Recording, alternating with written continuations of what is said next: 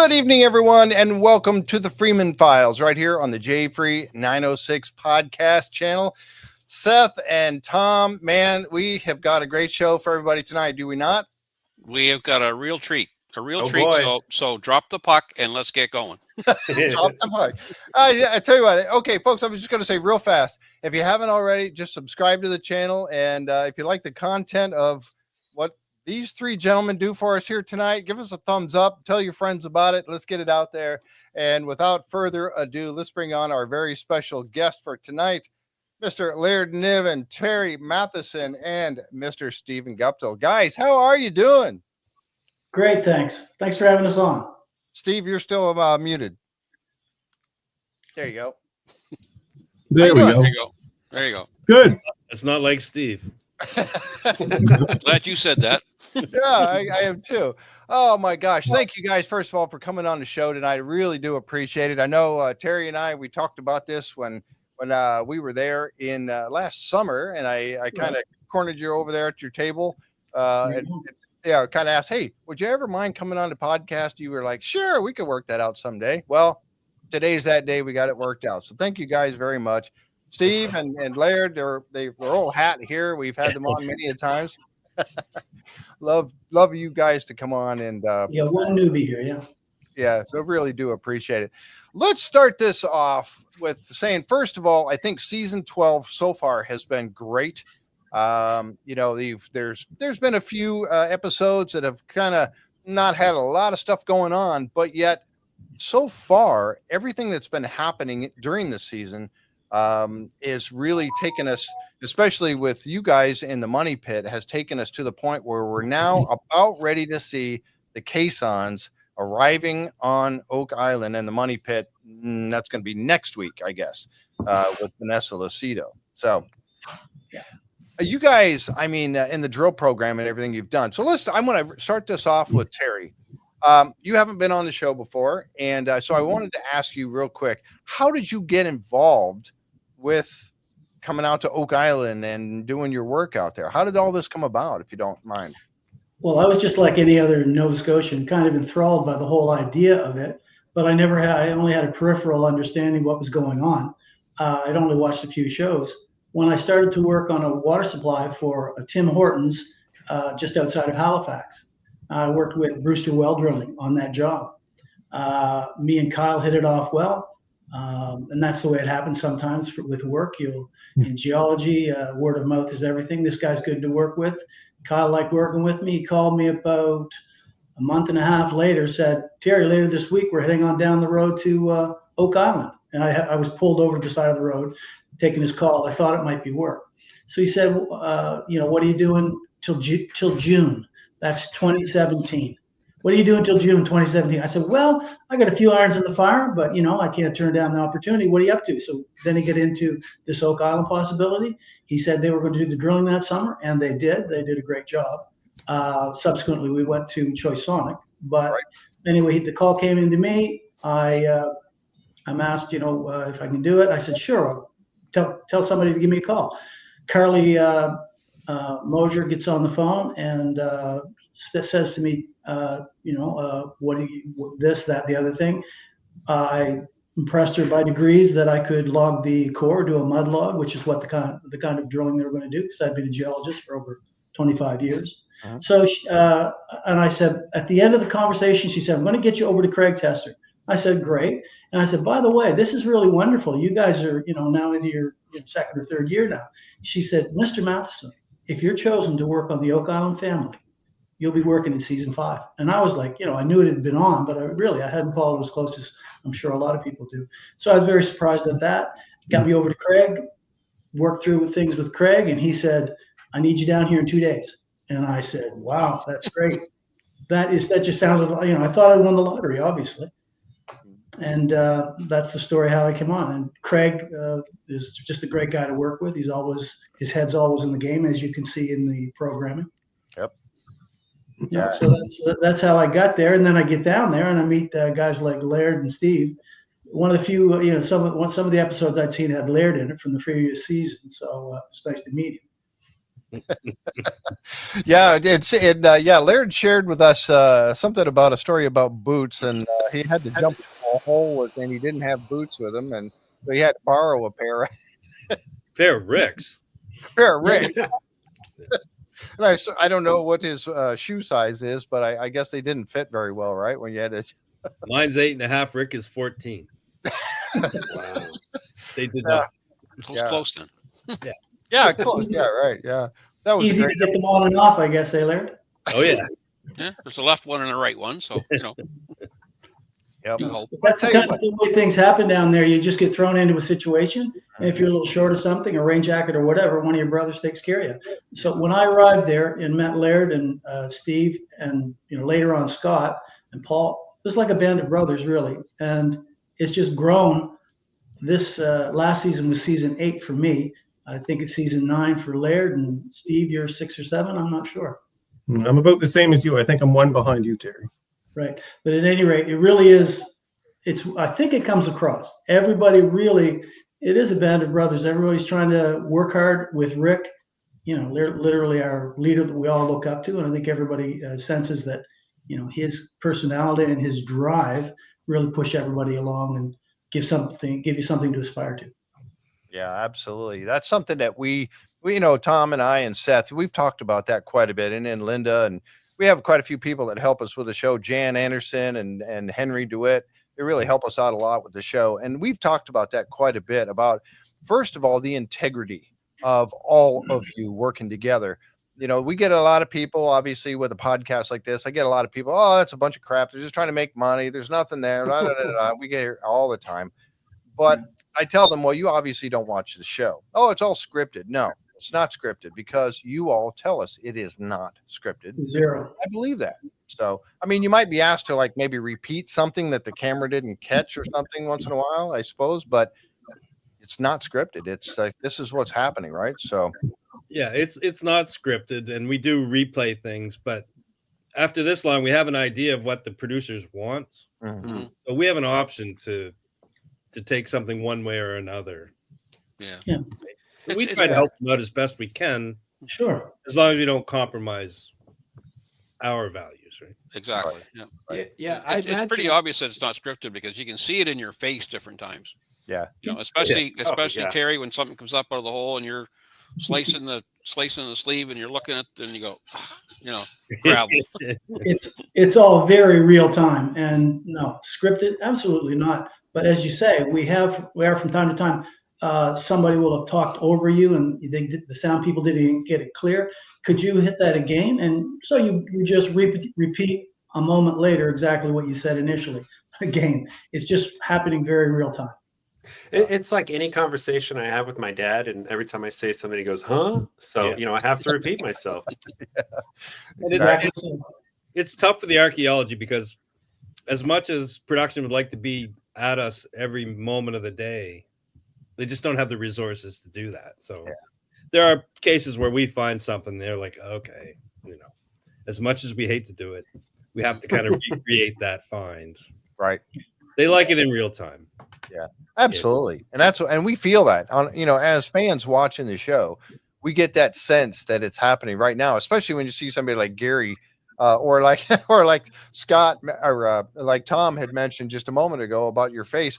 That's the thing about when you're working out there, we get excited just watching that new borehole go down there. Oh, we're hoping we can hit wood. We're hoping we can hit a void down there. And then all of a sudden you find out, nope, it's in situ. And I do want to ask you about those different things about in situ and the things you're looking for when we get to that point. But, oh yeah, it's just in situ all the way down. We didn't hit anything. And we see the disappointment on your faces, and Charles and Steve, you guys standing there at the table, and we feel it too. We're all like, oh man, nothing in that hole. What's going to be the next one? And the excitement about finding just a little piece of wood. We feel that. Yeah. Not just a little piece of wood. If your target is a tunnel, of course, that piece of wood is everything, because with the deviation from time to time, your best laid plans can go astray, with the borehole going astray left or right. And it's very, very frustrating. I think everybody feels it. Rick, Marty, and Craig, not the least. Yeah. Yep. And that's something that we learned from Steve talking about the gyro. I guess you call it a gyro that you put down in like every borehole. And I wanted to ask you real quick on that. Is that like every 10 feet you guys get a reading every 10 feet as it goes down? Yeah, we take a surface shot and then a reading every 10 feet all the way to the bottom. So it takes about an hour to run that tool down a typical hole of 130 to 150 feet. And that's just the recording, but that lets us know. I mean, before I started back, Terry season 5, I was season 6. Everything, my first project actually was Rick wanted me to create, with Terry's help, actually a 3D model of the money pit. And we based everything on being plumb, which is just straight down.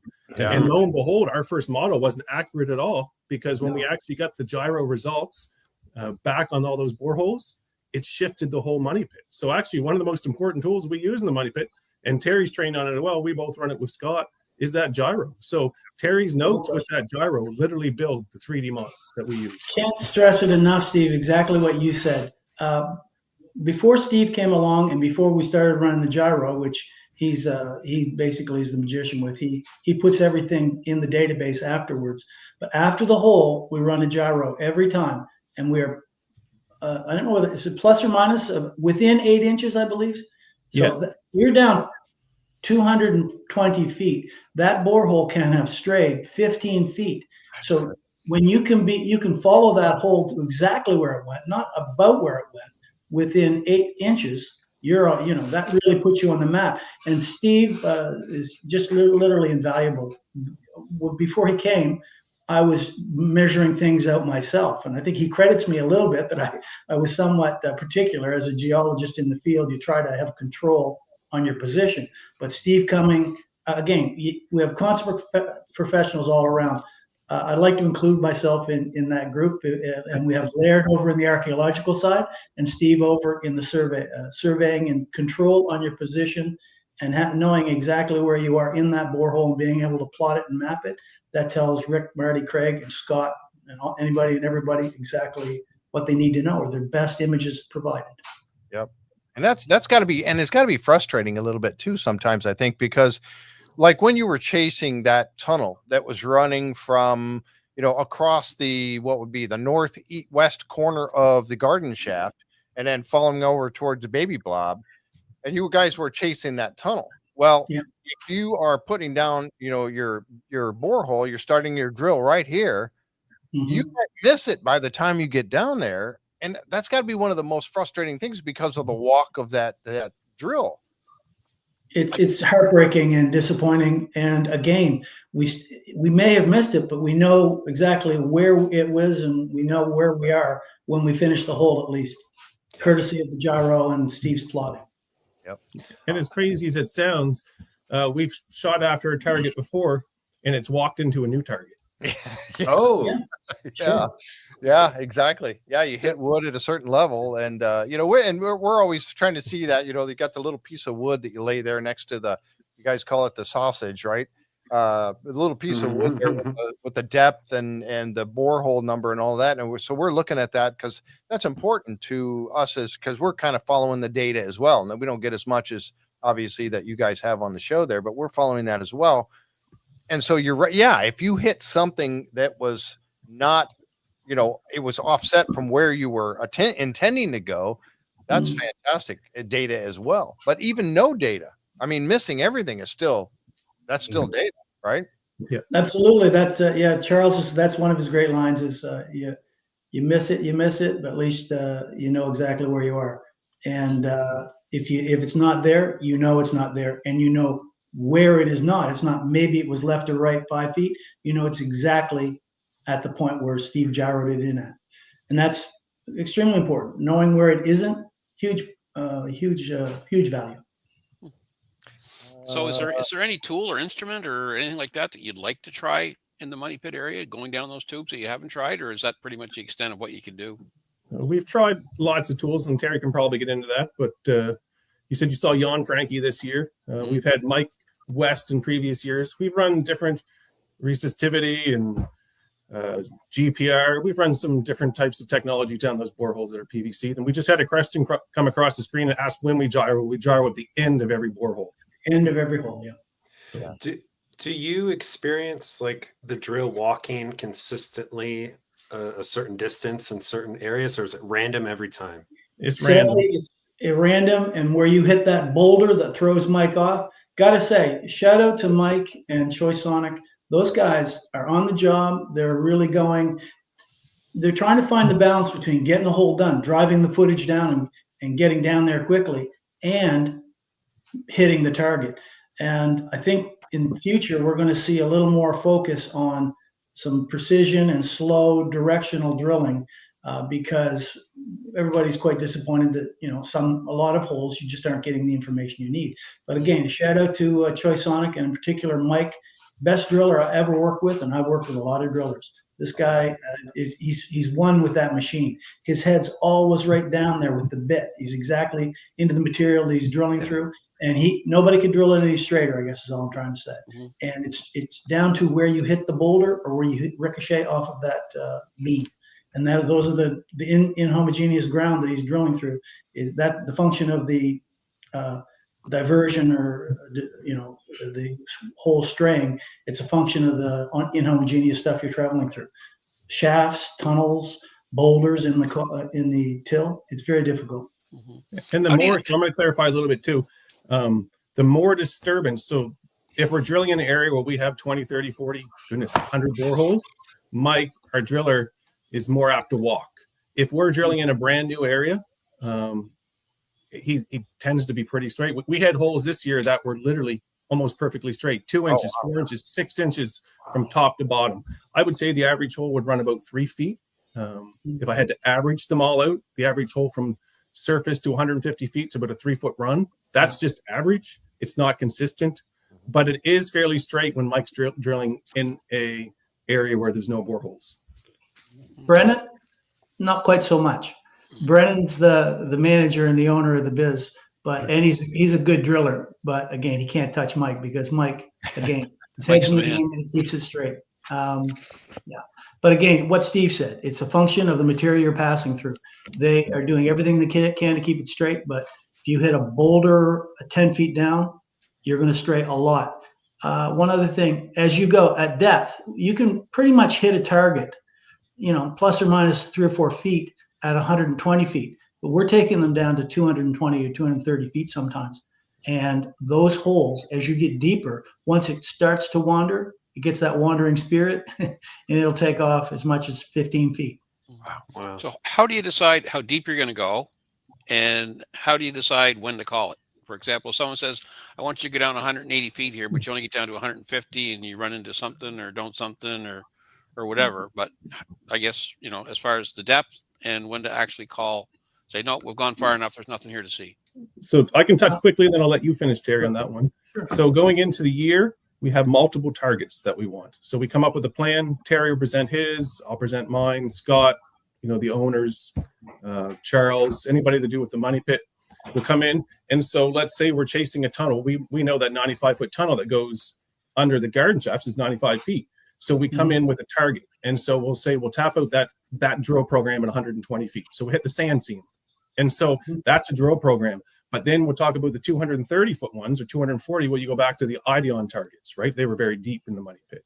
And we were looking for deep, high-density targets at 230 feet. So usually the depth is dictated by what we're chasing. So we know what we're chasing, or at least we believe what we're chasing, and we know at what depth it is. So we have to create a program around that. Yeah. And if you haven't, if I may, if you haven't hit it at that certain point where that particular tunnel, the target of your current borehole you're beyond target depth, well, then you're not going to hit it by going any deep, It's just so you'll cut it off at that point.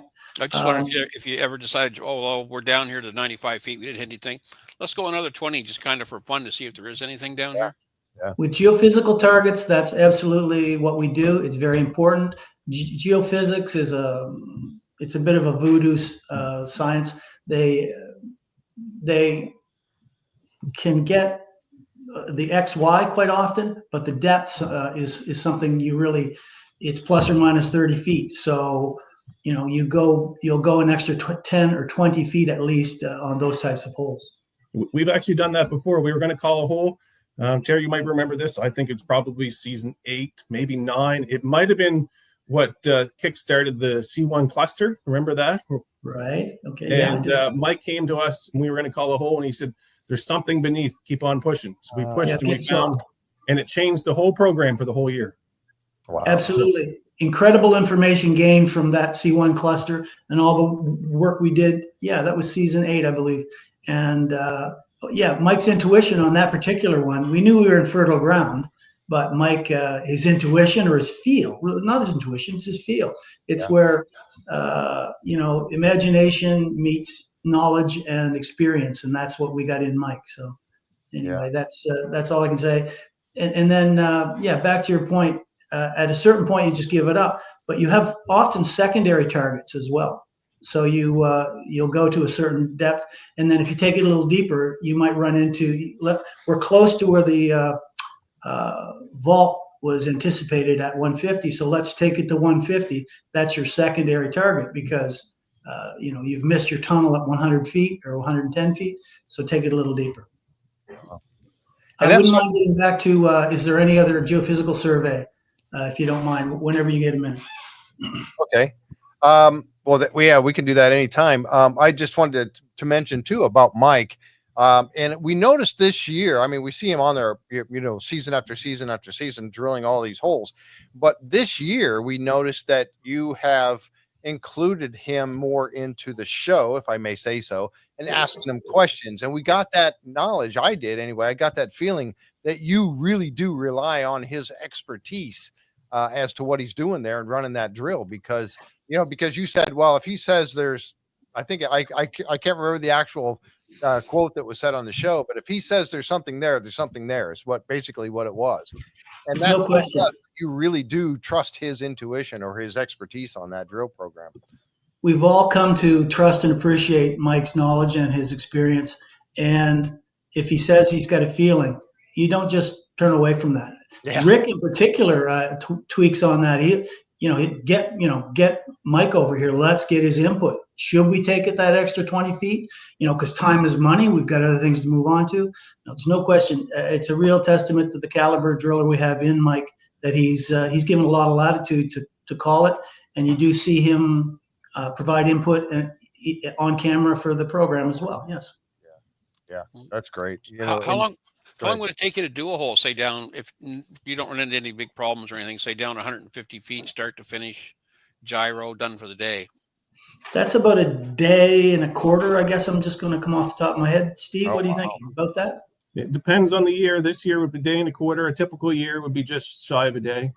Right, yeah. A bit slower this year because Mike tried to keep it a bit straighter because of all the disturbance that we've created.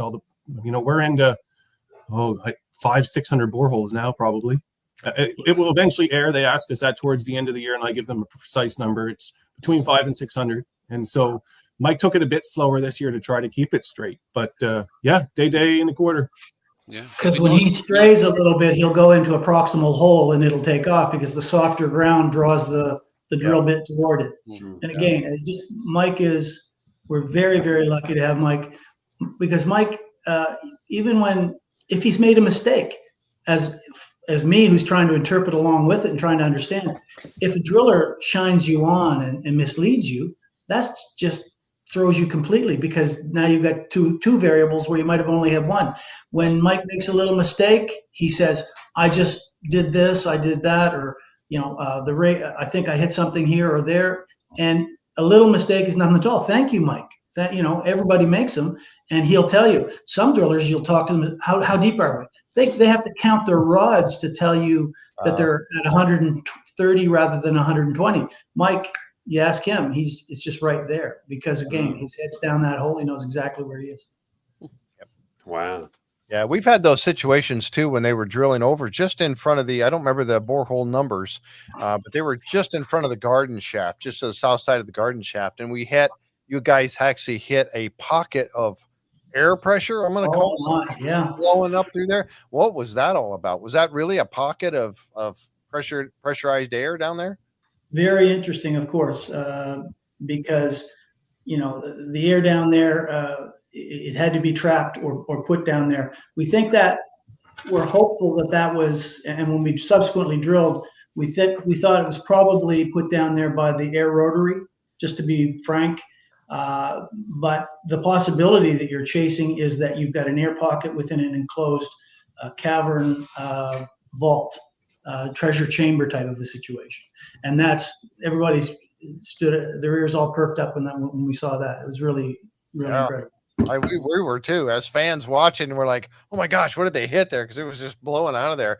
And I'm glad to see that somebody said, hey, let's get a gas detection monitor over here and check that real quick. Make sure it's not H2S or something like that coming up out of there and, and hurt people. But one other question we had, and this is something that, going back to the drill program, now when you get the caissons out there, you would imagine that caisson doesn't walk at all. Does it variate at all? As that No. Very little. Vanessa checks it. We check it. I check it. If it walks, they reset right away. And if it walks within the first 20 feet. And so it's a quick reset. So no, we have targets and we take whatever the caisson is. I think this year was 8 feet, 7 feet, 7 feet this year. Yeah, the 7 foot caissons. Yeah, 7 foot caissons. And no, we check them. We have targets and we fill that full 7 foot up with a target. That whole diameter is being chased. So they don't walk, caissons. They can, well, the only one that I can recall walked because they thought they had hit something. And I don't know whether it was they did have some, and we thought that it might have moved a little bit, but it was only one. So it's the exception that proves the rule. In general, as Steve said, they're all straight. Yeah, there was that one that was put down that I think on TV they kept showing. And again, this is that difference between what's aired on television, what Prometheus puts together, and they do a great job versus what you guys see happening on the ground. But there was that one caisson that went down that they thought might have hit the edge of the chapel shaft and pushed it down down further into the hole. That's what they were showing us, that graphic. And then that one might have deviated the caisson a little bit as it was doing that. But I don't know if that's the one you're referring to. But no, the one I'm referring to was FG 7.25. And by the way we hit the tunnel and the edge of the bedrock plateau, we knew that it had deviated a little bit. But again, the exception that proves the rule. That one was out, and maybe it was only out 2 or 3 or 4 feet. But we were able to determine that. But it's very rare. I know we had some questions too. Tom, did you have that one about the go ahead. Got a bunch of them here. I'm just kind of figure what we've covered, what we haven't covered. Anyway, so the one question we always get asked, or people always say, is why didn't they drop a camera down there? Why didn't they drop a camera down there? They got to. So I guess the question is going to be, what are the parameters for dropping a camera down? Like who decides? And you can only drop a camera down if there's something there to see, obviously. So how often do you hit seawater or fresh water and it becomes basically a well, that you can't do anything? Steve? No. You want to go? So we don't drop a lot of cameras down. It's very time consuming. So you'll take already a day and a half borehole. And then for us to get a camera set up, that's a couple hours. To record it's a couple hours. So you're taking a day and a half borehole and you're making at least 2.5. So that's the first deterrent from running a camera or the sonar down each hole. And we typically will only run a camera down a hole if we believe that we're in an open void, like the cave or a tunnel that we think we might be able to see down, or a shaft. But even a shaft, you're limited to the walls. But really, it's just time consuming. It gives us great information when we can see. Unfortunately, when we do put a camera down, we run into muddy water. And so it's been typically not as successful as, say, the sonar. The sonar has actually been a pretty cool tool for us to use. Yeah, that's awesome. And we use that just as frequently. If we're setting up the camera, we'll run the sonar. But again, most of these tunnels we hit, we've done so many boreholes, we know where it projects to. Most of the shafts, we know where they're at, right? And so the only time that we really get into the sonar or camera is if we just hit something. And we didn't know that was there. And so at this point in time, the camera, the sonar, especially the sonar, is a great tool, because if the camera can't see, that sonar can still give us returns and help us at least map something to give us another target. So let's say we're into a brand new tunnel. Well, we've dropped that sonar down and it's maybe given us 8 feet in either direction, but that's 8 feet that we didn't know. And we can put that, Terry and I can put that in our 3D model, and that gives us a target with the drill. And so really, it's just a tool to help us to clarify the next portion of the drill program. Okay. Yeah. Now the soils that come up out of the drill holes, I know that different times this year they make comment that, some of the soil samples in lot 5 are similar to soil samples that have come out of the money pit at a certain depth. Are there any particular soils or types of soils or samples that you're looking for, and how often do they correlate to other places on the island, if any? I'll just kick that one off, but it's going over to Laird pretty quick. That's what I That one figured. in particular blew me away. I was very, very surprised. And that's where you go the multidisciplinary route here. My geology and how it coalesces and overflows into what Laird has found on lot 5. So we run into so we go through what was typically the blue-gray till. Blue-gray till is for the first 60-ish feet. Below 60-ish feet, 50, it can be 50 to 60. Below 60 or 50 or 60 feet, we run into the maroon till. And that's quite distinctive. Those are two distinctive lithologies we run into. Anyway, you never encounter maroon till above 55 or 58 feet below grade. And when not serendipitously, hey, it's a matter of the disciplines, doing their thing. And Laird came across a sample that we thought could be related to, or was a little off in coloration. Laird, you want to go take it from there? You're talking about the lot 5 semicircular feature, Right. Yes. where we just had a deposit. And what we do now is we soil sample everything. Mm-hmm. and put them aside.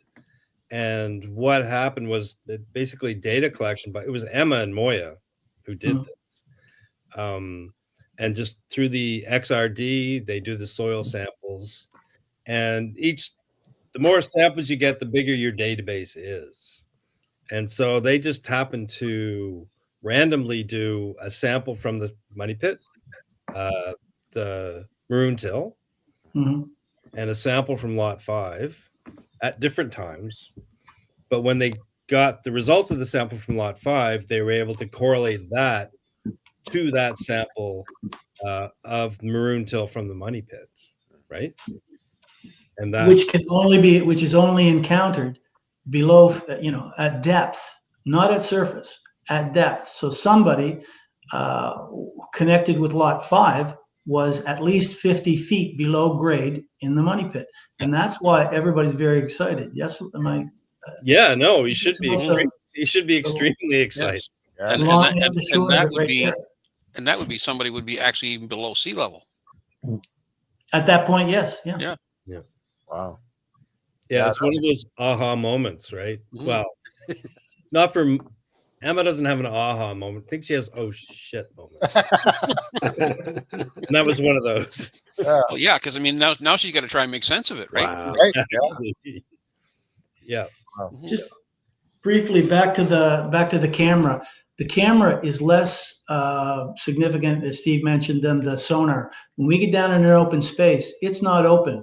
If you imagine you take a stick and you push it into a mud puddle that's down 2 or 3 feet or 3 or 4 inches, you go to the bottom of that, you move that stick just a hair, and the water just roils up, and camera work is just out of the question at that point. So the sonar is the better, as Steve mentioned, is the better tool for sure. And again, it's the time-consuming effort that has to go into whether you're going to do camera or the camera goes down very quickly, and it's holy cow. If we haven't left it for over a day or a weekend kind of a thing, had the fortune of leaving it for, it's serendipitously, if you hit it late on a Friday or something, then you come in on Monday. And that was, I think, what happened with the Paul Troutman tunnel there, the tunnel we looked for years and years there. And then Corey and Mole made a bit of an interpretation, and the tunnel that Paul had been trying to steer us in the direction of and was hoping to find was then located, and we got some great sonar from that. I think that the images just blew us away, right, Steve? Yeah, I don't think that stuff ever aired. I'm not sure, but that was the best imagery we ever got return on the sonar and our camera. Wow. Yeah. So I hope I didn't step off the edge of the world there, but anyway, that I thought that had aired, but I didn't. Can't. Well, now I can't. Now my mind's racing because I can't. Don't worry. Seeing it. We're not So let's move on. Let's move on. Let's move on. Well, that's like the Aladdin's cave when that the camera went down there, didn't see a whole lot, but then the sonar went down there and it was fantastic. Yeah. Sure. Exactly so. I had no idea when Steve, you're just describing how long it takes to do the borehole and then add all that extra time. We're thinking a borehole, yeah, you can put 2 or 3 in a day, but No. that's the reality that we do not see by watching the show. Same thing. Deeper holes are more time. Sorry, Jeff. Deeper holes are more time consuming. Yeah. Your production footage per hour, footage per day is fairly rapid down to about 100 feet. You get below 100 feet, then you're pulling rods a lot longer. You're spending more time bringing the sample up, and it just takes a lot more time to get below 150 feet. And some of our holes in some years, it's been discouraging. We've missed because you're also deviating a little more in those deeper holes. Yeah. So yeah, it's slow going below 150. And that would take you down into the money. That would take you down into the solution channel. Anything below about 150. So I was going to ask you the solution channel in the water. Like, who determined what direction it's going in, and like what depth it's at, because you hit it with a drill, obviously. But how do you know it's moving or what direction? Is it tidal, non-tidal? So the solution channel is probably some type of a fracture in the rock. I take it to be natural, but it's not to say that it mightn't have been reshaped. Certainly the chapel shaft hit it. The edge of the chapel shaft hit it for at a certain point at about, just where you'd expect to hit it, at about 148 or 149 feet. And yeah, and because of all the drilling we've done, and again, Steve's work, our work together on the 3D model, we have a fairly good trace of this feature that runs through basically the middle of the money pit. And it's basically, there's a crack in the bedrock. The bedrock normally is about 150 feet below grade. Let's just say it's 160 to 148, 145. But depending on where you are, there is a break and you go down very deep. And I think everybody's interested now to really plumb those depths of the solution channel. And again, you have all those. That's why we're going to do probably. I'm looking forward to hopefully someday drilling a number of holes slowly and down into the solution channel to the depth of around 220. We've been there before, but there's been deviations and we haven't always hit target. Cool. Wow. This might be a dumb question, but could that crack in the bedrock be big enough for treasure to fall into and just be lost to the treasure, those going after Careful, it? Terry. The answer to that question is possibly. Because that's kind of always my fear with a lot of this. In the show, we get the readings have moved, and I feel like it's because so much is just moving around down there. And I speculate a lot on this show, so don't mind me. The tidal action that we all see, and they've seen it since Woods Hole Institute from the States come up. There's a 40% tidal efficiency in 10x, and there's more in the money pit because they're a little closer to the water. So is that the flood tunnels, or is that something else that's causing that? But there's definitely an interaction between the tides and the money pit and 10x. So and the pumping, then throw the pumping in. All of the pumping and all the moving of, you're not just pumping water, you're moving soil and material, and you're washing a huge amount out. Witness what happened in the shaft, in the Dumas shaft, the garden shaft, when they lost it. And that was incredibly interesting footage, I think, for everybody to watch, as those guys scrambled elbows and armpits to get up and out of that. That was scary. It was scary and heartbreaking at the same time. Yeah. Exactly so. Yeah. To see that, a lot of the culmination, you're hoping to reach out and touch something, and whoosh, it comes back in your face. So it's not very disappointing, as you say, and a little frightening for sure. Oh, Yeah, it's a testament to all the generations of people that have been doing this work. Because I think with all our modern stuff, and the History Channel gives us the graphs here, it's going to happen like this, and I think cool. How they say it's going to work is how it's going to work. But as we know, it's never that simple. It never goes like you plan, and it amazes me that people were ever able to deposit at these depths to begin with, dealing with stuff My like take, this. yeah. So I've drilled there a lot, and I think the cakey material as you get into below 120 feet, it's I think you could operate in it, but maybe only once, which makes me think that retrieval in place is one thing. To retrieve, as multiple generations of treasure hunters since 1805 have realized, is that retrieval is quite another thing. And here we are, as you say, Dumas. These guys are pretty state-of-the-art people. There they were, right where I forget shaft approximately same level that shaft 2 was lost. Yep. What is that? About 200 years before. Mhm. I mean, unbelievable. So history repeats itself, and people are thwarted even with the best of equipment. Yeah, that was really sad. I know I really had high hopes myself personally. We go through and we talk about every single episode, Tom and Seth and I, we break them all down and talk about them, and we speculate a lot. I mean, that's granted because we just don't get the data, all the data that you guys have. So we have to kind of make it up as we go along or guess at what might be happening. But that was really disappointing. I mean, we had such high hopes for the garden shaft, and as it was going in and getting down there, and then at the bottom finding those beams that were down there that looked like they were the floor of maybe that I assumed it was probably that tunnel that you were chasing that ran across the northeast corner or northwest corner there. Finding those, and then I was elated, and then hit the water, flooded, everything's over. And it just popped, rained on the parade for sure for everybody, I'm sure. When they first got there, they thought they were going to be able to conquer those issues, and they talked about the means by which they were going to do it. And I thought, okay, maybe, but I have huge respect, I think, as Rick and Marty and Craig and everybody who's ever stood in the money pit, for the ground that we're walking on, the complexity of it, the danger of working within it. And it ate up the people. I think it was the Onslow Company back in, it ate them up, and it ate up Dumas in 2023, I think it was. Yeah, 2023. So it's just, it's heartbreaking, but it's the reality of Oak Island. Yeah. It's not for the faint of heart.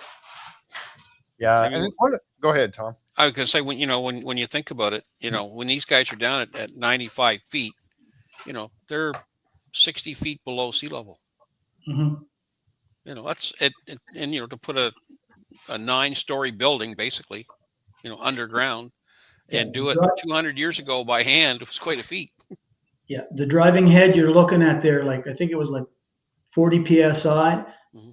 The driving head behind the waters that were washing them out, as again they wrestled with that drill, and eventually just said, "Mother Nature, you can keep the drill. I'm going to get my ass up out of my butt, should I say, up out of this hole," because that was absolutely frightening. I saw it the day or so after it happened. I was blown away. I said, "What are those guys doing? Why are they, wrestling with equipment? Get your life up and out of that hole," because it's bit a lot of people over the years. So is there any other projects, Terry, that on the island that you get involved with other than the money pit, or is that your area of expertise? Well, that's pretty much it. I had, in earlier seasons, I made it into a war room or two, but it's very rare for me to get off of that money pit pad, because when that drill is turning, my butt is on the money pit. And I'm watching Mike, working with him, getting, our current targets, and I'm totally consumed by that. And that's the way Craig and Marty and Rick want it. So ironically, I was involved in because the drilling was finished, and there was some discussion about, I think it was episode 11. I was in the money I was in the money pit. I wasn't in the money pit. I was in the war room, which is again very unusual, a little ironic compared to based on. That won't air. No, you did. Cutting You room did. floor That- stuff. that Cutting room Terry floor. Matheson guy. And then everyone, the question is, what's Terry Matheson doing in the friggin' money pit? I can't believe this. The war room. Yeah. So now, What's Terry Matheson doing in the war room? Yes, thank you for correcting me. Laird has to correct me a lot, as you can see. We do ask every once in a while for Terry to come down to lot 5 to look at a strange rock or something like that. Really? Lot 5. Wow. Every now and then. Yeah. But then he comes down and says, "Yeah, well, that's a common blah blah blah." And, But, Yeah, you call me down here for what? yeah, Yeah. those don't air. Just some comment blah. yeah, but not with the maroon till, the find of the maroon till. That was again a watershed moment. It was like, oh, you could kind of recommit to the project. Every now and then, you cock your head and say, what is this? Yeah. And it's one of those things that connects the money pit 50 feet below grade with action and work on lot 5. And that's why Laird's and all his cohorts are working hard over there. Yeah, it's nothing I'd ever thought we'd see, to be honest. Make that connection. Sorry. No, Laird, I should not interrupt you. Go ahead. I was just so excited because the viewers felt the same way. Like, we love what's happening in the money pit. Lot 5's been blowing our minds, and now there's a connection. Like, it was too good for us to even hope for. And it, like, I think when we saw the episode when y'all were saying here's where we should lay Caisson, since Steve put his coin, and right away the show showed us that's the spot where that soil came from, and I think I cheered because I was like, yes, that's the spot. I'm with Steve. So yeah, sorry, Laird. I get excited. I'm the emotional one of this team. So it's mind blowing. Inspirational, Seth. Inspirational. Thank you. Yeah, and that was Steve. Yeah, I was there when Steve placed that toonie. And normally I'm not. I'm out in the wilderness. I'm out on in the money pit with the drill. But anyway, yeah, I was there when he put that coin down. In fact, I think that was mine. Steve, I want that coin back. Steve, He's already spent it. It's gone. Forget it. Yeah, it actually was Terry's. Terry's the only one who had $4 in his pocket and threw it on the table. Yeah, I was the only one. And literally, ironically, it just turned out it was completely to scale. A toonie was perfect 7 foot for that particular map on that day. So it was kind of ironic. Actually, I don't know. I hadn't watched the show, but one of my big 3 or 4 points for that Caisson was those soil samples. I don't know if that aired, but I pushed those soil samples pretty hard. I had 3 or 4 points that backed up that Caisson, and the soil samples, I pushed that pretty hard. Yeah, I think you did. I think they did talk about that. Yeah, that was great. So, and we haven't seen that yet. So we haven't seen them put that Caisson in the ground yet, but we can't wait till that gets going for us next week. So we're very excited about it. Steve, did you want to tell them how that went? Listen, I don't even remember what we named the first Caisson. I'm trying to remember what we named it, but it hasn't aired yet, Terry. So if you remember the first Caisson, I don't remember the one that Doug named. Yes, I remember now. Yeah. Don't say anything. I won't. Don't say anything. Yeah, we don't want to get anybody in trouble here. So that's for sure. No, that's okay. That's thank you for that. Yeah. So there's a question for Laird. So Laird, when we talk about all these different soil samples and testing and results, do they take soil samples from all over the island to compare against, say, Lot 5? We haven't other areas. We've done it on a very, very small scale. We haven't done it on each lot. We certainly intended to, but the problem is we take it archaeologically. It's not very deep, right? So to look at it geologically, we need heavy equipment, which is a little more. The synchronicity between that. Okay, anywhere in the money pit at about 50 feet below grade, you're going to run into that.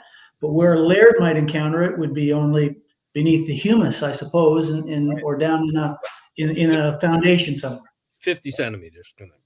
There you go. Yeah. So that's not geology. No, that's it's like a couple feet. Yeah. I'm an archaeogeologist.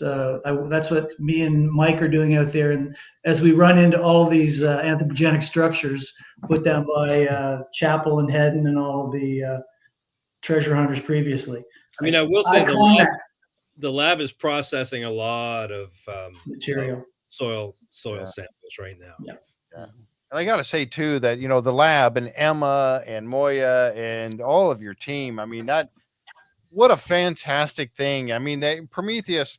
We know so much about those the XRF and all the machines and stuff because they repeat that over and over and over again. But honestly, it is so. Jeff likes it though. Keep doing it. Yeah, it is so awesome that you have those and you have Emma and you can go and you can get these things when they find something, when Gary finds something, or these soil samples, and you can go, or a piece of wood from the garden shaft, the original shaft on the outside, and have it tested right away. I mean, that's invaluable for you guys to be able to get that information back immediately. I wish you could get the dating of the wood something quicker. Obviously, I have no idea how long that actually takes. That's not a lab thing. That's not their lab. That's we have to send that away, and that does take time. Yeah, unfortunate, but true. Yeah. So.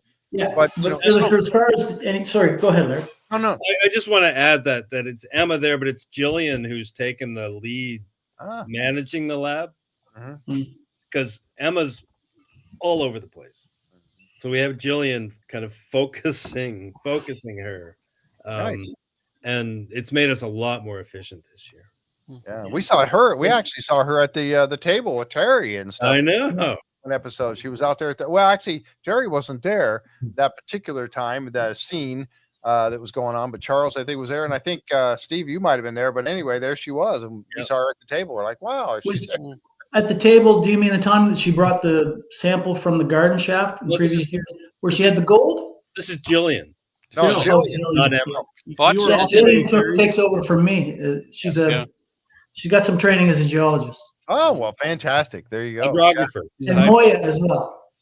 Yeah, Moya's a geologist. Yeah. Moya's also a geoscientist, yeah. Oh, okay. Yeah, that scene with Emma, that she came and she was talking about the sample she tested in the wood and came out and said, yeah, it was gold. And everybody just lit up because it was like, yeah, I was there for that one. Remember I was talking about these oh shit moments? Yeah. I was in the lab for Emma when she came up with that. She went, really? And I said, we have to call production. We have to. Oh, absolutely. That's how we ended up there. And then stop the show. Here I was just going to bring up some core and put a bunch of dirt on the table, and here they are bothering me with gold. I can't believe it. Terrible. Come on, people. I got dirt to sort through here, guys. Come on. No, it was incredible. Incredible moment. I remember it well, and I was glad I was there. Thank God they interrupted us. To get Emma to participate in, because she has very high morals. Yeah. To get her to participate in that means the science is sound. Right? Yeah. Well, that's what excites us as viewers, when guys like you are, you don't shoot down our dreams. When you might not confirm all my crazy speculations, but there's times where you don't shoot them down. I'm like, oh, wow, Laird didn't instantly shoot that down. There's something that could be there. So I won't give you a spoiler, but there's something that comes up out of the money pit that I get really excited about. Oh boy. Okay. All right. Good deal. Oh, I want to tell the viewers too.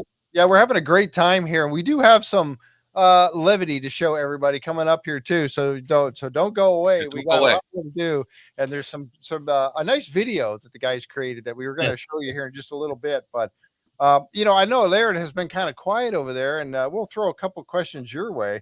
One thing that we wanted to, and I know this was Michelle Tomeyer was asking the question about the special place designation for like lot 5 and that. How is that figured out? How do they come up with a special place? What is that all about? They don't actually do it. I do it. Oh, it's your fault. So okay. We had 2 years of lot 5. We're like, okay, we're not exactly sure what this is. At the end of the second year, it was 100% a significant archaeological site. So I fill out a form. I fill out a maritime archaeological resource inventory form, describing the site and giving all the details. And that gets sent into community culture and tourism and heritage. And from that, they accept the designation and give it a unique number, and it becomes it's the Robert Young site now. So it comes from us. Okay, doing it. It comes from having a professional like Laird to be able to recognize that you got something very special, and That's why he's there. One of the premier archaeologists in Nova Scotia. There's very few sites. A lot of you've cracked a lot of sites on Nova Scotia. Yes, Oh yeah. Over the years. Yeah. So And when they that's why it's on designated, Oak Island. so when they designated a special location, that changes the methods that you're allowed to use to dig anything up. Well, yeah, it makes metal detecting more problematic. Mm-hmm. It makes heavy equipment more I was problematic. going to say, you're not going to go in there and start ripping stuff out with a backhoe anymore. Well, we remove rocks. Yeah. But what it does is we have an overall archaeology permit on the islands, but each designated site needs a new permit. So it's just if we just to compare the difference, we have a different permit. Yeah. So to compare the difference in I know this year at the first of the year they said, well, we have our 3 permits for the swamp. So for 3 different areas, they had permitting for the swamp. But how is it different? Because I mean, you see them in the swamp. You see Billy in there with his high haul or his excavator, and the guys are in there digging with shovels. What's the difference between the digging parameters for the 2 locations as to what they're allowed to do? Swamp, except for the southeast corner is a designated Mi'kmaq site, and the I guess the north and northeast part of the swamp, not at Tom's, is another one that's designated. So they have to stay away from that. Mm-hmm. Everything else falls under the general permit. Okay. So they can do, basically whatever they want with archaeological oversight, right? More or less. Yeah. So at some point they may come to you and you would say, guys, like we're not going to use the high hole here anymore. We have to go back to handwork, pick and shovel stuff. Yep. And trowel. Yeah. Trowel. Yeah. I know one of the really cool finds this year for us anyway was the finding that, well, I don't know what you guys are actually calling it these days, and you don't have to correct me, but they're calling it the vault, that little box in the ground that got everybody very, very excited. And the brick that was in it. And then we didn't know at the time that Prometheus had mentioned, in the show, Robert Clotworthy, when he's narrating, he talked about the brick that was found in there is the same as the brick that was found in Lot 5. And we were like, really? There was brick, some of those little red bricks, the hand-hewn bricks. Yeah, a lot of the bricks on Lot 5 are very crude. Mm-hmm. The bricks on Lot 11, so that's where the vault was. Yeah, weren't quite as crude, but Emma and Moya and Jillian are doing a brick study where we're looking at bricks from Oak Island, bricks from off island but close. Because I think there was some brick manufacturing there on the island. On the island itself, yeah. The swamp has a supply. We've got a little piece of pottery that was taken from the swamp and then fired. So that's the approach we're taking to that, is that I think somewhere on the island they were at least making bricks, if not pottery. Yeah. Well, you found them in several places. So yeah, that would have to be, Oh, Linda just reminded me there's a question in here about the bricks. While we're on that, let me see if I can find it real quick. Or do you already have it, Tom? Well, yeah, just a couple of people were asking, or one person was asking about, if they're in relation to bricks found otherwhere in red brick or red brick tiles found other places in Nova Scotia, like down around Cape Sable Island, down in that area. We haven't, Cape Sable, I know that we have roof tiles from Cape tiles. Sable. Okay. We don't have any from Oak Island. But there's a local place called Brick Hill, not a million miles away, like a few miles away from the island. And that's a 17th century brick kiln. And we've looked at samples from that as well. So we're looking at local brick sources, local brick manufacturing, and trying to compare them to what's on the island. I don't know if we can talk about it, but you've looked into the origin of the actual bricks, and does it not relate to some of the tills that we find? And is there not some relation? I don't know if that's aired, so maybe you better watch what you say. Oh, it may not. That's a Moya thing. That would have been from 2 years ago, I think, though. Oh. Yeah, I think there's some correlation. The XRD stuff is very, there's still a lot of interpretation that needs input from a geologist, for example. Sure. It's very similar to the tills we're encountering, almost raw clay-rich till being potentially turned into bricks, I think. Yeah. What people have to understand is we can't just take a sample and put it through and then it spits out the answer. It just doesn't work that way. It's about building a database, Laird? Pardon me? It's about building a database. It's about building a database, but you also need the interpretation from someone like Moya, or in the XRF, someone like Emma, to take that data and interpret it, right? It doesn't give you this date's from blah. Yeah, very interesting too. And that's one of the things that I applaud all of you, and of course the owners, Lagina's and Craig Tester and all of them, for bringing all of you on board this investigation, rather than just being out there with their own excavator and bringing out a drill rig and trying to. They have brought in experts, all of you, onto the scene, and Emma and Moya and Fiona and everybody just coming onto the scene to help figure this out. Because there's so much going on in every aspect of this. And now you've got going back to lot 5, you've got the multi-generational, what sure seems like to us still at this point, the multi-generational use of lot 5 alone. And it's fascinating because there, some people, again, they poo-poo the whole idea of lot 5. What are they messing with that? There's no treasure over there. Yeah. But it has answers. There's answers there. Yeah, that there's a need to be story. dug up. Yeah. Absolutely. So do you still go with the multi-generational? I mean, if this delves into stuff you can't talk about, I understand, but is that still your perception at this time, that it's been used over many years? I would say the one thing I got excited about at the Money Pit would suggest that, yeah. Oh, good. There you go. Fantastic. We know at one time, and again, this might be one of those questions that you can't answer, Laird, but at one scene we saw on the show, you were in lot 5 and you were working, and you were thumping with your trowel. You were thumping on an area that sounded hollow. Yeah. And then we never heard another word about it. Is that something you can talk about or no? No, I think no, I don't know where that's going. Okay. All right. Good. All right. Well, we'll skip past that then. Okay. Let's go back to the swamp for a second. Now, different people have speculated on what possible purposes might be for the swamp. And you mentioned now, Laird, that there's 2 designated spots within the swamp, one on the north side of the swamp, one in the southeast corner. Any speculation on? I mean, we know the Mi'kmaq pottery was the southeast corner. Yeah. Any speculation on what they were doing there? What their purpose was? I think Ian Spooner thinks they were trading with the British, but that's what we call the contact period.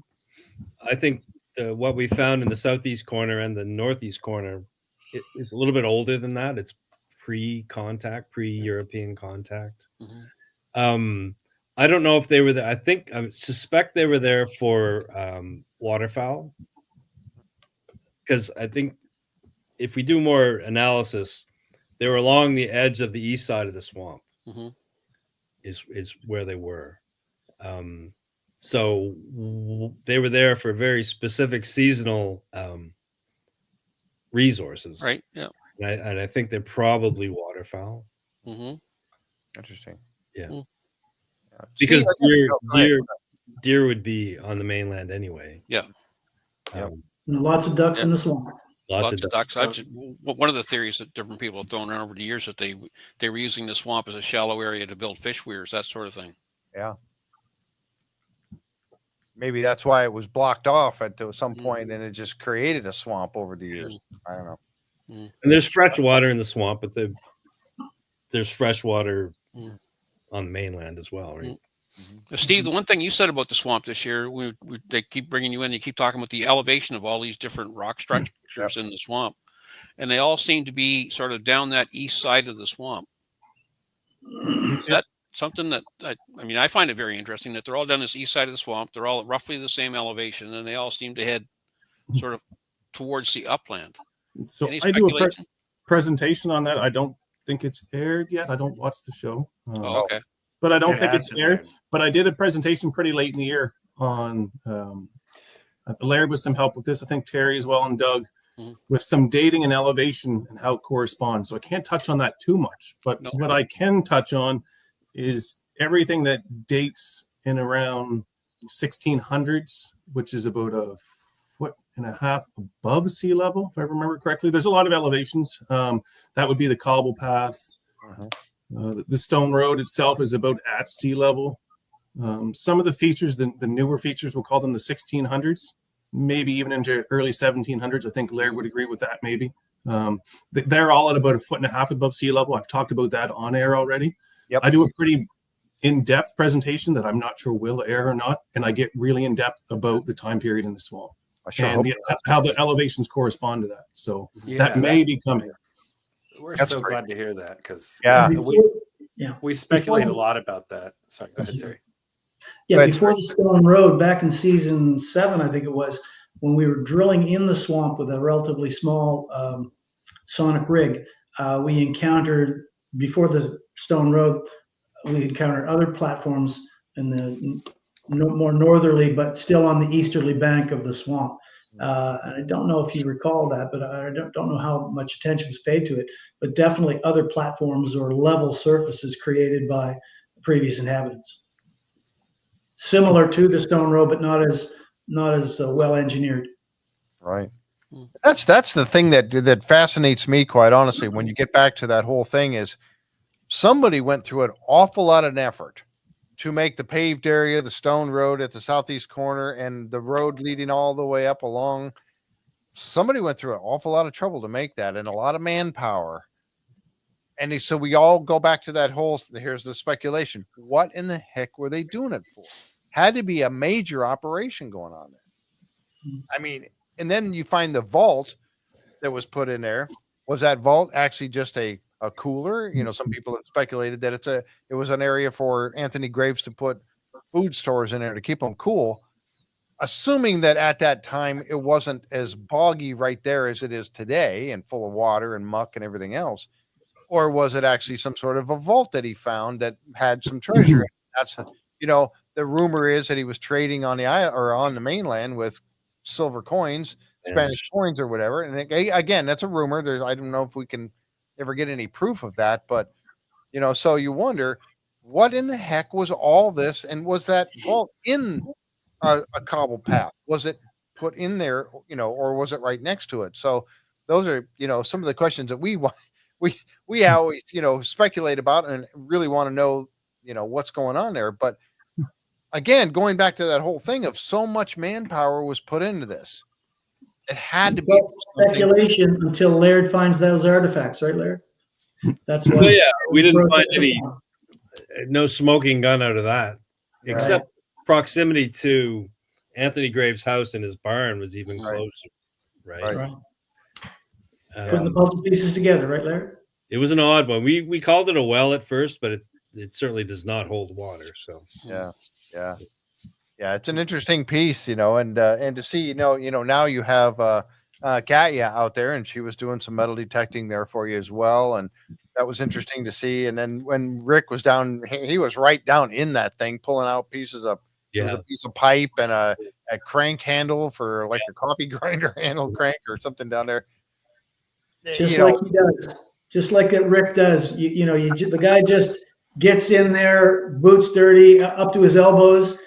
I can remember we were down in the cofferdammed area in Smith's Cove, and I kind of painstakingly dug out a wall, and Rick gets down there and he dug deeper and he found two phases that kind of set us off to say, well, it was washed in behind this wall.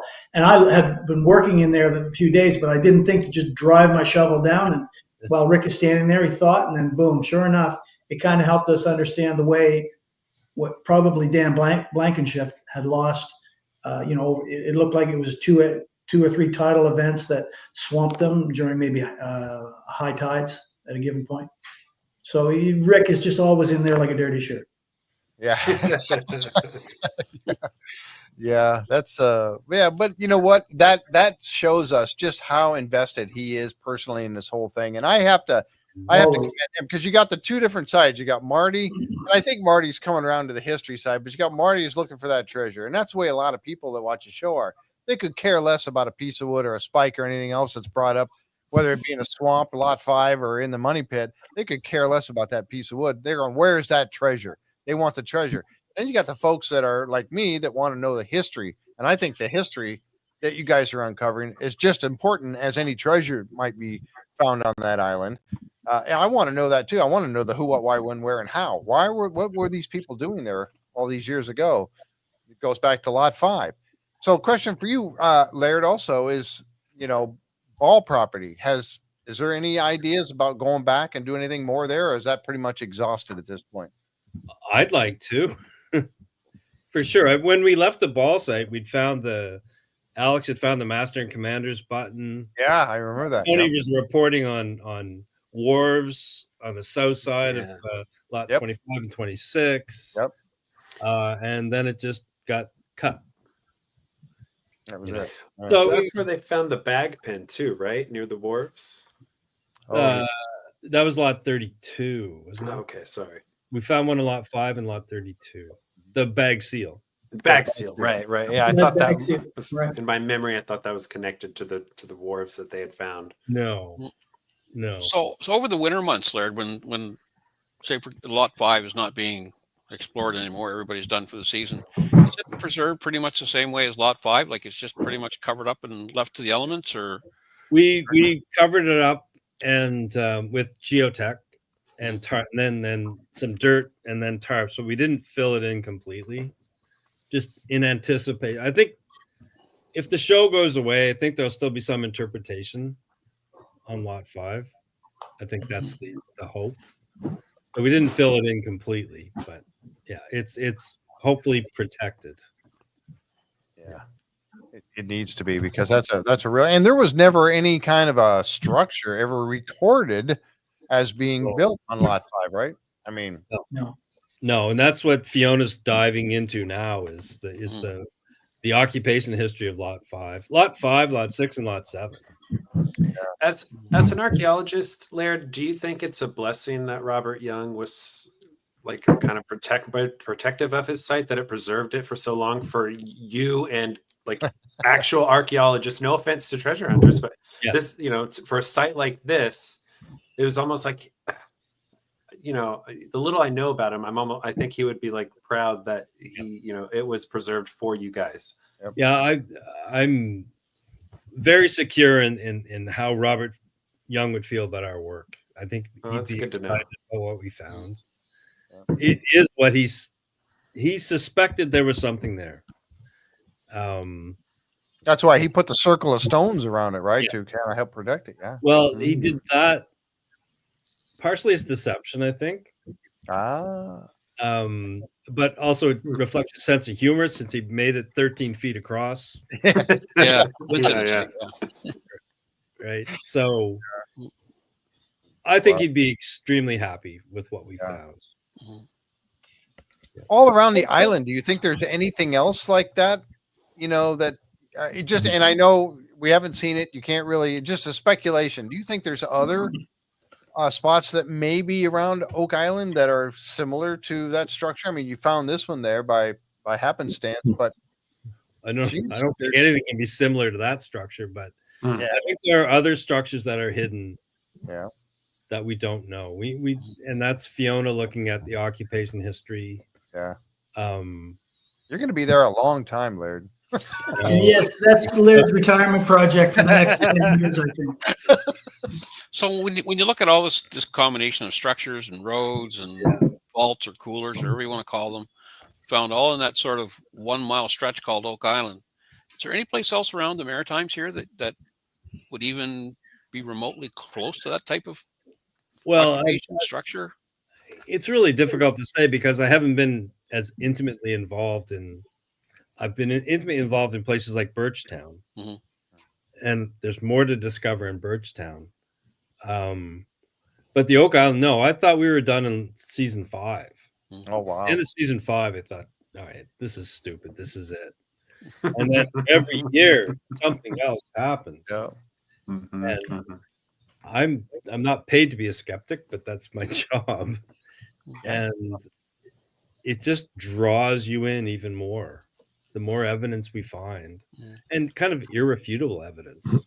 Have they been able to get any of Robert Young's artifacts tested in the lab to see if any of the metals match up to the Phipps era? Or Yeah, so I think I can say this. Yeah, it doesn't air. We work really closely with St. Mary's University, and they are the custodians of Robert Young's artifacts, and so they've been bringing in a few of his artifacts at a time for Emma to test. Yep. Nice. Yep. Now the lab, just to change topic, the lab goes all year long, and it's not just exclusive to Oak Island, right? It isn't. We're trying to make the lab self-sustaining. So Emma's trying to go to conferences. We're trying to make connections. We're trying to make local connections to show people what we can do, and maybe help the local archaeology community for free, but get commercial clients as well. So we can kind of pair away. Bring me your wood and I'll find some gold in it for you. Yeah, exactly. It's a resort to all of the archaeologists in Nova Scotia, and you're certainly trying to make it that. Yes, Laird? We are, but they're very resistant. Like provincial archaeology, you will never see them in the lab. Yeah. Well, St. Mary's we're working very close with on a very early site, an early French site. So that's gratifying because they're realizing, wow, this is important stuff. Mm-hmm. And hopefully they'll spread the word to others. It truly is. And that was something you had said the very first time we had you on the podcast, is that you're not a treasure hunter, you're an archaeologist. Yeah. And it was hard because I guess they had gone out and asked archaeologists to come on back in the days of Dan Blankenship and Fred Nolan, and nobody would take it except you, right? So yeah, for better or worse, it's like a marriage. No, I think it's been fantastic.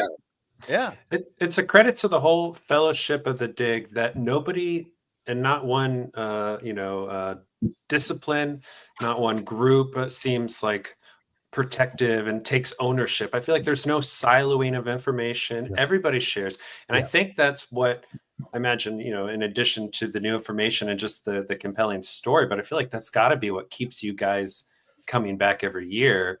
8 years now, 7, like you're coming up on a decade, like anything, the most exciting thing can become routine. So there's got to be something more that's bringing you back. And it's, I think it's beautiful to see that like other treasure hunts have not gone successful because of personalities and that possessiveness of this, I want to be the one. So I don't see that with any discipline, the archaeologists, metal detectors, treasure hunters.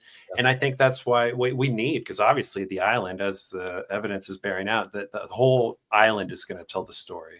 So it's a very level playing field, as you say, Seth. Thank you for noticing that. And I think it comes across. Everybody really gets along. There are no huge egos overpowering the whole process. If you look at Rick, he's the biggest consensus seeker you could ever imagine. At a time where you're kind of looking to him to say, just tell us and we'll get her done. He'll turn it back to you and he'll say, what do you think? And he does that, and he takes the time to do that. And everybody's very approachable. Even within archaeology, you can bring them a rock or talk to them about an idea. What do you think of this? Could you find a little time to run it through? Now they're very busy, but they're, you look at Emma and Jillian and Todd and all those guys, they're very, very approachable. I mean, with the distinct exception of Laird, everybody's very approachable.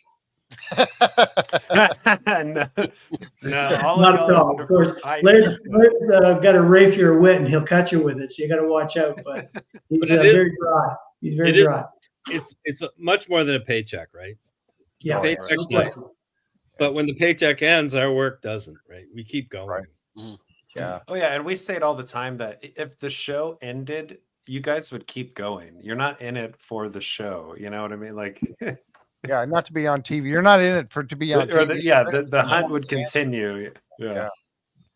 I know. Find the time. We'd make the effort and find the time. Of course, we have lives to live and all. But I mean, of course. You have the drive, Rick, the driving force behind the whole operation. When he says go, we just say where to, Rick. How high on the way up. Right. Ready, I ready. Yeah, it's really neat. How matter of fact, it's a good segue right into something that I kind of wanted to show that you shared with us, and this is a good place to do that. I was going to ask too. Does Steve still have his makeup trailer and all of that? Is that still on there? No, he's Steve is matured. Okay. I was just wondering. Yeah. He doesn't. Hair's always so perfect out there. No. I'm It's just messing. He just comes by naturally. He wakes up like that in the morning. I wish. Doesn't even brush his hair. Steve's frozen. Yeah. Is he? Oh, Yeah. no. Give us a wave, Steve. No. Oh, He's frozen. he's frozen. He pulled the I plug. thought he was being awful quiet. Yeah. All right. Well, let's show this. We got some. This is a YouTube channel. Do you want to kind of talk about this a little bit first, Terry, before we go into it? All right. Sure. This was huge fun, and it's the kind of thing. Talking about your collaborative efforts. The first part of last season, we were saying let's do this one more time. And then Ian Spooner, he's a musician at heart as well as a professor of geology, and he just said, yeah, let's take it to the limit one more time. So take it to the limit became take it to the bedrock, and he and I, within about 40 minutes, we had the full structure of this little song that one of the sound guys recorded. Paul Troutman says, I can shoot something for you. You've got the sound all done. Let's do a video. And I said, are you kidding me? And so we started. The more I said, not possible, but the more you talked about it, the more of a kick you thought it would be. So this is what we come up with. I think that you're going to show the song. Take it to the bedrock, not take it to the limit. Did you want to talk about the YouTube channel a little bit and describe that for people? It's open to the public, right? Okay. Sure. It's just a couple of videos. Really, those are the only. There's two. There's the video of Terry's lament, basically, because it's about my disappointment. Like it's heartache. It's a roller coaster ride, as Rick would put it. You're hopeful, everything's coming to a head, and you're heading down to the bottom, and then you're kind of Oak Island always brings you back and wakes you up and gives you, it's an emotional roller coaster, highs and lows. And anyway, it's Terry's lament. It's what it turned into, because it's like we're always hopeful and then we're disappointed. And I think you'll see that in kind of the opening scene of this little vignette I do here. Yeah. And with much help from Paul Troutman and Doug and Scott and Paul Troutman, we're all in this little clip. So I think it's just a lot of fun. All right. Now I'm going to do my best. The world premiere right here. Yeah, the world premiere of this. Now, so OR Studios. It's called OR Studios. Sorry. We're trying to cue this up, and I was trying to show it before, and nobody could hear anything. So I had to make a few changes. So hopefully, folks, you'll be able to hear this very clearly. I'm going to turn my microphone around and turn it up a little bit so you can hear this. So it's picking it up from my speakers. Let me go here. There we go. There's Terry. You see, it's Terry's lament. Take it to the bedrock. Here we go.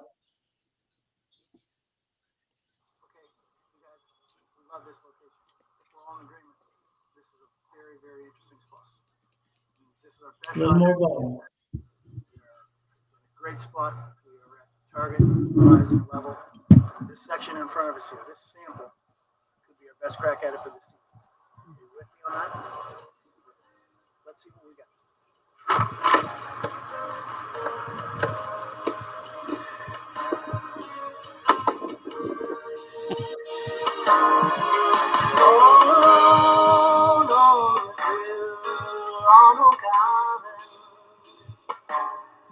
Light is fading, but the till is still blue.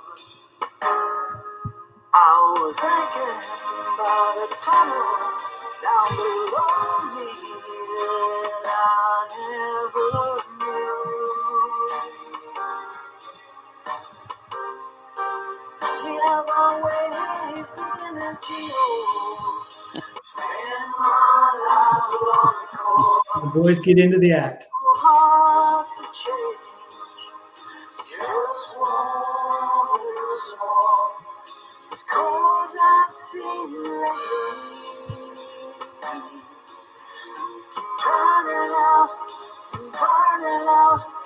turn out the same.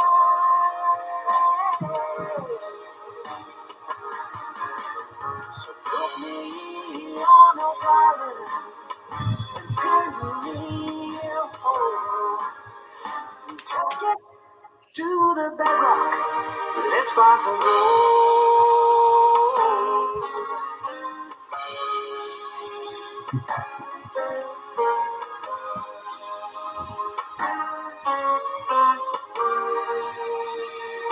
Paul Troutman helped. We did this in 2 shots. Chasing treasure, or you can spend all your treasure making time. If the treasure was all found tomorrow, then it'd be mine. Just saying. And when you're talking about the water, Here we go. Here come the boys. Because I never get into the war room.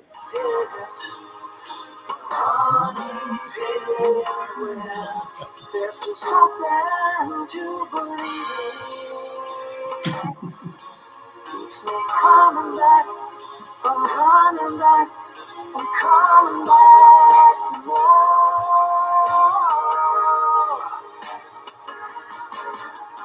Put me on the island. Carry me home. Take it to the bedrock. Let's find some gold. All that because Spooner and I had too much time on our hand one day.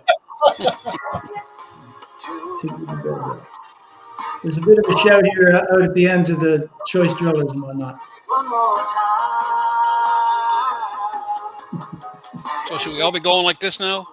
I hope Don Henley and Glenn Fry's not going to get back at me, but anyway. To the bedrock. One more time. Watch, they're huge Oak Island fans and they love it. Okay, I hope so. It was a kick to make, and everybody, in particular, Paul Troutman and all the guys. Laird shot a kind of a takeout video of us making the chorus. You guys were doing the chorus. Shout out to Bronislav. Here you go. Shout out to the boys. And my sound crew, Limestone Rich, and my favorite This chord. is part of the sound crew that made it all really happen. If it hadn't been for them, I probably would have dropped the whole thing. But anyway, it was kind of fun. Excellent. We'll have to Didn't make I sure- think I get that. we'll put the link to Bronislav that. helped you as well, eh? Sorry? Bronislav helped you as well, didn't he? Oh yeah, Bronislav did the final editing of that for sure. He put it all together, and then I had another fellow here, Mark Jodry. Anyway, Paul Troutman was absolutely critical in getting that little video going, and Mark Jodry, he put the words beneath it all. But yeah, Bronislav, one of the camera techs, and there's so many talented people there. You've got a wealth of people to draw on your little vanity project like that. Yeah. So it was really quite something, and everybody chipped in. Spooner was right there like a dirty shirt to help to write it, and it was really fun. Spooner's a musician, right? He's quite a musician, yeah. Okay, so that's Well, you're on quite you. the singer, Go ahead. I have to say. Yes, you are. Thank you Yes. kindly. That High was praise. not- Appreciate it, but yeah. No, it was again, not I hard wish to listen to. Spooner had different ideas. He was going to get can't find my way in there. He was going to get everybody to pop up from behind the table. Anyway, artistic differences. But anyway, no, I mean it was all fun. It was incredibly fun. And Laird catching us trying to do that little chorus line, that was like herding cats. The only other thing on the site, OIVid Studios, is the making of. And Laird has an interesting comment in there. It's like when Doug was, he said, I'm tone deaf. Doug Kroll said he was tone deaf. And when he first tried to hit this lip sync on it, he blew it. And Laird goes, you could see that he wasn't matching up. And Laird goes, that was terrible. And just Laird's classic. It was effing terrible, but yeah. Anyway, it's just the whole thing was a kick. Brennan jumps in there in the end, of course, and the rig was in the shot. So it's all fun. And I hope you enjoyed it. Oh, that's great. And I put the channel name up there for everybody. Let me see. I'm going to click on it real quick here. So yeah. Oops. Go ahead, Linda. There you go. So OI Vid Studios on YouTube. So go there, look for that. Give it a like, give it a view, give it a lot of views, and spread it around to your friends.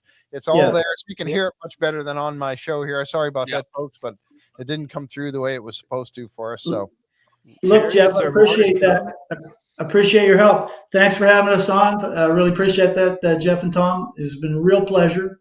Thanks for putting that up for me. Yeah, no problem at all. Well, yeah, I tell you what, it's an honor. I said, when I talk about the fact that I'm really appreciate the fact that you all are on the island and all of your expertise is there trying to solve this 230-year-old mystery. I mean it. And I'm so glad that you guys are there. You're doing everything you can, and Ian and all the guys. I mean, oh my goodness, without you, it would never get solved. And I think that at some point we're going to have some really solid answers. Let me just ask you this before we part ways: are you as excited about season 12 as we are? Absolutely. All right. After my first season, I'm like Laird. You get to a point and you're saying, I think I got this figured out. And then it just grabs you and gives you a little twist and slaps you about, as it were. And you just realize, hey, I don't know everything. That's why we have Laird. That's why I have Emma. That's why Steve's in there telling us where we are day in, day out. And it's a 10-hour a day, 12 hours a day for some people, process day in, day out, year in, year out. And we're still hopeful. I can tell you that. Yeah. I should just give a quick aside. Steve's had computer issues, so he's had to bail. Right. Steve's Thank you, Steve. Yep. Yeah. We're really That's cool. Yeah.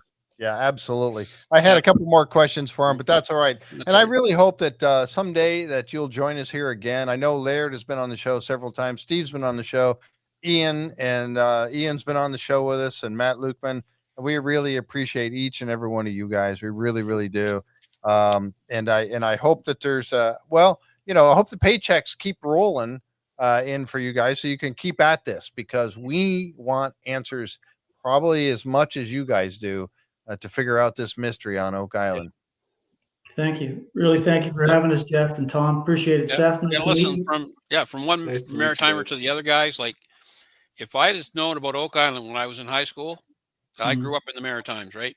I'd have paid a lot more attention in history class, I'll tell you. Yes, absolutely. I agree with that 100%. Yeah. All right. Thank you, guys. And folks, we appreciate you all being here with us tonight and sharing in this. And we'll do our best to bring these guys back at some point when they have time, because they have very, very busy lives. And but we appreciate each and every one of you being here with us tonight. If you like the content of the show that these guys put on for you tonight, give us a thumbs up. Let us know by that thumbs up. And that's how we can make this happen and get it out to more people across YouTube. Again, Tom, Seth, Linda, Jan, Henry, we appreciate each and every one of you guys. And folks, we'll catch you next time right here on the J Free 906 podcast. So good night, everyone. Thanks all. Really nice to